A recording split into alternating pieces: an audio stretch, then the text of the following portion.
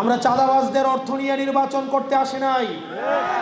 আমরা টেন্ডারবাজদের অর্থ নিয়ে নির্বাচন করতে আসি নাই। আমরা ঋণ খেলাপিদের জীবনকে জাহান্নাম বানায় দিতে আসছি। স্বাধীনতার 54 বছর পরে আপনারা সুবর্ণ সুযোগ পেয়েছেন।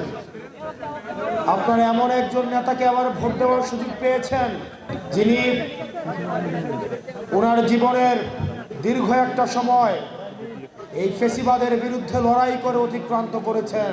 হাসিনার বিরুদ্ধে যখন মিডিয়া পিন পতন নীরবতা অবলম্বন করত, যখন প্রশাসন এবং মিডিয়া প্যারালালি হাসিনাকে সমর্থন দিয়ে যেত, যখন বিশ্ববিদ্যালয়ের শিক্ষার্থীরা নীরবতা এবং ক্যারিয়ারের জন্য, তারা একটা সেফ ক্যারিয়ারের জন্য তারা অপরাধ আওয়ামী নির্যাতন নিপীড়নকে ভুলে গিয়েছিল, তখন একা যে ব্যক্তিটা দাঁড়িয়েছিল হাসিনার জুলুম নির্যাতনের বিরুদ্ধে, তিনি হচ্ছেন আমাদের মজলুম নেতা জনাব আক্তার হোসেন ভাই।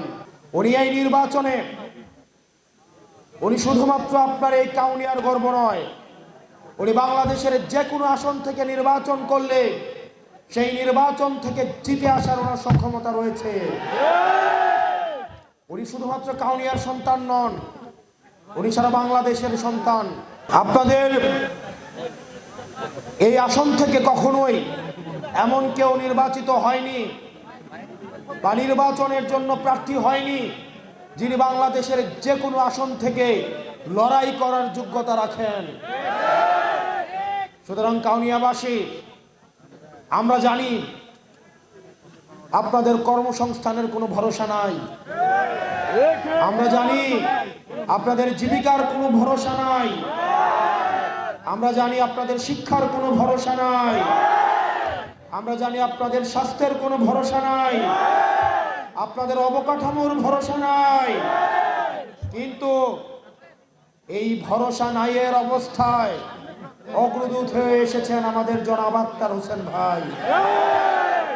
ওনার দায়িত্ব আপনাদেরকেই নিতে হবে। আগামী 12 তারিখ পর্যন্ত এই কাউনিয়াবাসীর মনে রাখতে হবে, ভোট কিন্তু প্রার্থীর কাছে নাই, ভোট হচ্ছে ভোটারের কাছে।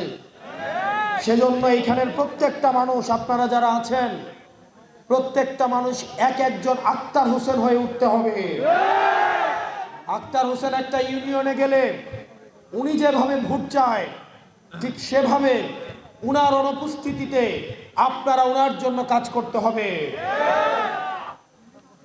প্রিয় ভাইয়েরা, আমাদের অর্থ নাই।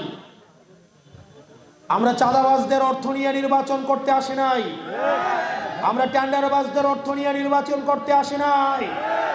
আমরা ঋণ খেলাপিদের জীবনকে জাহান্নাম বানায় দিতে আসছি।